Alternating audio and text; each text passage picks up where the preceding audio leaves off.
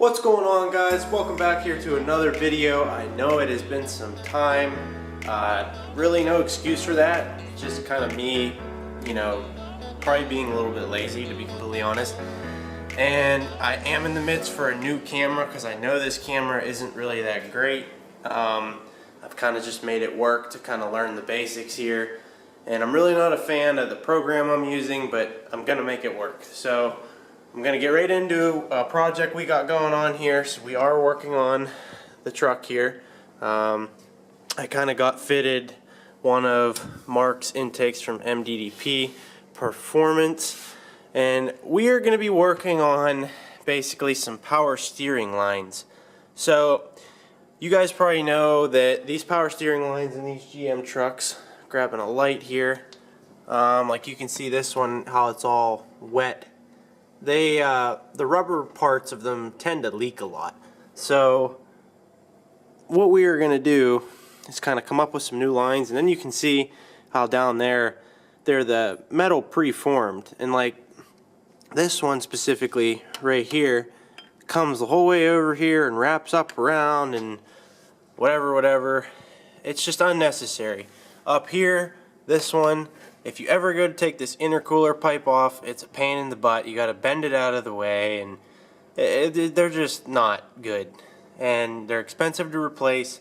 And everyone out there that makes like some sort of aftermarket line, they're kind of just like, they either have like change out, like that you like changeable middle sections here, like with a hydraulic hose, but they're still preformed metal like that.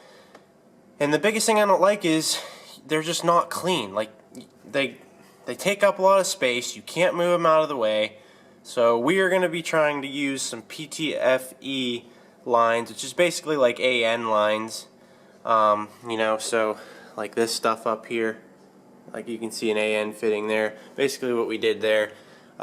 It is pricey stuff, but it's so much nicer. It's hopefully going to be a lot cleaner. We have it all planned out, but I got to get these lines off and figure out some sizes, but I have everything laid out, and if it works like I'm thinking it's going to work, it's going to be amazing. We will put together a kit, and it will be on mddpperformance.com, Mark's website. So if all goes well, you guys should be able to get that for yourself. So what we're going to do first here is just get the lines out. Down there, they're probably going to be stuck and galled in that steering box. So we're probably going to end up having to cut them apart. So we're going to get the fender liner out, try and get that intercooler pipe out, get some stuff out of the way, and work on just getting the lines out. It's probably going to be a little bit messy, but yeah. Whoops. So yeah, let's get going here.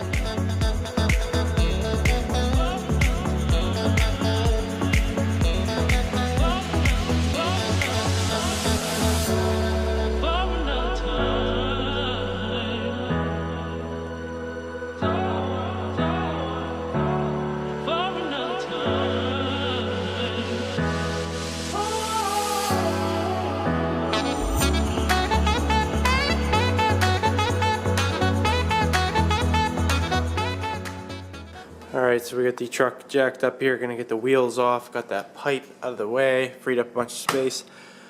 Another thing I was having trouble with is, I'm pretty sure we have a boost leak somewhere.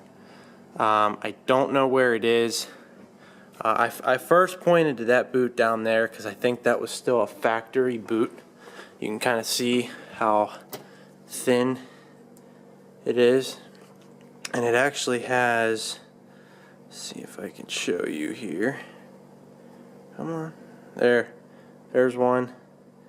It looks like a rip. There's another one there. But it's actually not like through the whole way. So I got excited. I thought I found it. But it's not the whole way through.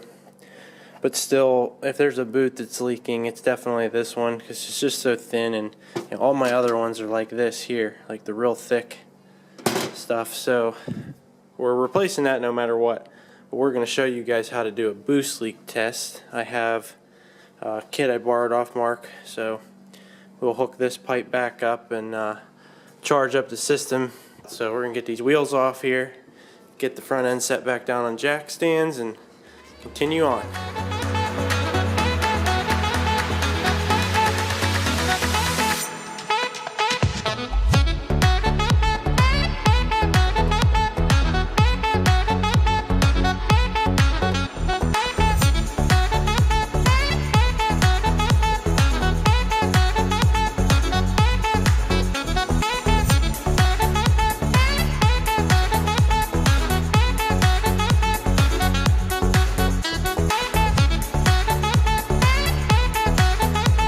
So the reason we are taking both sides, wheels and tires, off is because, let me grab a light here. So last winter we replaced basically most of the front end. We did new upper control arms, stabilizer links, D-Max store, beefed up tie rods, sway bar, bushings, you know, steering stabilizer, just all that fun stuff. But the only thing we didn't do was we didn't do an aftermarket center link. We need new pitman arms, and I'm gonna just do the rest of the front end, basically everything else that I didn't do. We'll be doing a PPE center link, PP forged pitman arms, the idler brace on the other side, a new steering box, and then all the power steering lines, like all that stuff. So it's gonna be good, because this truck in four-wheel drive still with the tie rods is absolutely terrifying. And it's not like I'm making any ridiculous horsepower numbers. I'm maybe at 500 rear wheel horsepower, maybe a little over 500. Nothing ridiculous whatsoever, and it's an absolute nightmare to drive in four-wheel drive if you're trying to like race, do a four-wheel drive launch or whatever. It's just, it walks all over the place. So this is it, literally everything. There's nothing else I can do to the front end after I do this stuff. So that's as good as it's gonna get, and I'm doing all of the best stuff that should create the most stability. So I hope it works good. But let's get into tearing these lines apart. Alright, so the first thing we're doing here is we're gonna try and drain this reservoir out. This line is the farthest at the bottom of the reservoir. I already got it cracked loose. So I'm going to try and get some sort of drain pan in there and let the reservoir drain out, let that top line drain out. There are two different sizes, you'll see. Like this is a 16 millimeter, I believe, and then there's an 18 millimeter. We'll get into all that when we get the parts, all the new lines and stuff. But yeah, there are a couple different sizes. It seems like it's going to be pretty simple, you know, I hope. The only thing I think we may run into is this one here is going to be a little tight. With this 90, it comes close to the engine block. So as long as we clear this, we should be golden for the rest of the lines and the plumbing. It's going to be very clean, hopefully more efficient too. Hopefully there's actually a benefit to doing this. Maybe a little bit smoother steering, better braking. So I'm going to continue working on getting these out here. Hopefully not make too much of a mess. Alright, so we got that first line removed there. Nothing really that much leaked out, which I don't understand. There must be some kind of like check valve or something in there. I don't know. But I'm not going to complain because it didn't make a mess. So we're going to come up here.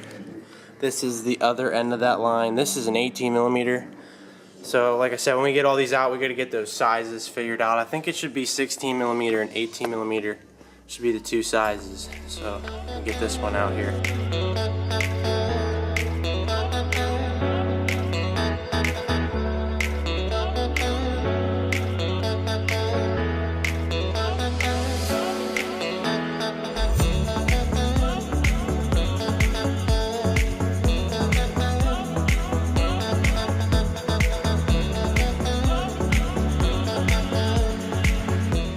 Alright, so we got the first line out here. You can see these fittings. You got like a little O-ring on the end that goes down in. So we do have two different sizes. This one was 18 and this side was 16 millimeters. So I did have it guessed right, but now I want to wait and get the rest of it out and get the exact number. I think it's going to be 3 16s and 2 18s, I believe. So we're just going to get the rest of this out, and that's the last thing I got to check, and then I can order all the new stuff. So we got that one out. We're going to try and get the other ones out. Alright, so we're back. All the stuff came in. Guys, this is like a week and a half later. I had some stuff come up and I was on vacation in the middle of this. So we were picking up, I think, where we left off. If I repeat anything, my apologies. But we do have all of the fittings and adapters for the power steering came in. New steering box, silicone hose, what have it. Here's this. Mark just knocked on the door, so he will have some extra parts. We will line everything up and explain everything and go from there. So I'm going to explain here what we were trying to do, why it didn't work, and whatever. So this was an adapter. These are the power steering to AN adapters, and you can see our AN90. You can see it was hitting there. Let me grab a light here, show you guys why our first setup didn't work. Everything else is still going to work, but we ran into a slight hiccup. So that goes down in this port, which I have plugged right here. And the issue was that when the pump is in the truck, it hits right, let's see if I can, you can see the mark on the engine block right here. That line was hitting. So we tried to take the pump out, and we were able to get it on and then put the pump back in, but it was so tight that it was pressing up against the block. It eventually probably would have wore through, as you can see. Probably would have wore through and just, you know, caused problems. So here's what we're doing. So this is the stock line that came out of that same bottom port on the pump there. This is the stock piece. So I cut the stock section off of the original line, and what I did was ordered a weld-on -6 AN bung. So when that bung comes in, we'll get it welded onto this. This is steel, so I had to get a steel bung. We will weld that on there, and we will continue using the rest of these fittings and whatnot for the kit. It's going to be super clean. Like you can see, I kind of have it set up here. My biggest thing was how this line came down here. You would see that this intercooler pipe, anytime you had to take this pipe out, you would hit this line over here, you'd have to bend it. Not only did the power steering lines leak anyways, which mine were leaking, but this one's in the way. So you can see we come out, we'll go behind the brake booster container here and go down underneath. You won't even see these lines anymore. This one back here will wrap down and be out of the way as well. There should be a little bit more, I would say, better flow and whatever too. So continuing, we have some of the stuff here. This is the new PPE center link, and the new, this is the idler arm. Yes, idler arm. You can see just this stuff is just overly massive. I mean, look how big the bolt is. It's absolutely massive. It's heavy. And then this is the idler support. You can just see it's massive as well. And then this will be our big weld-in gusset that bolts to the back of this and then welds to the frame to keep this planted. And then we have a new redhead steering box. We're going to try and do most of this stuff today. Alright, so a long time later, sorry for the pause, but this was a lot more work than I expected just to get all the old stuff out. But we do have the old steering box out, as you can see there, with the old pitman arm. So you can see that versus that, just huge difference. Redhead steering box, PP, pitman arm, and then we also got the idler. Get this out of the way. We get the idler arm and support out. And then there's the new Kryptonite one. You can see much beefier as well. All this stuff has bearings in it. This has replaceable bearings. This is bearings. This has replaceable bearings. Everything's bearings. Everything is stiff. Like you see here. Oh wait, no, that one actually is stiff.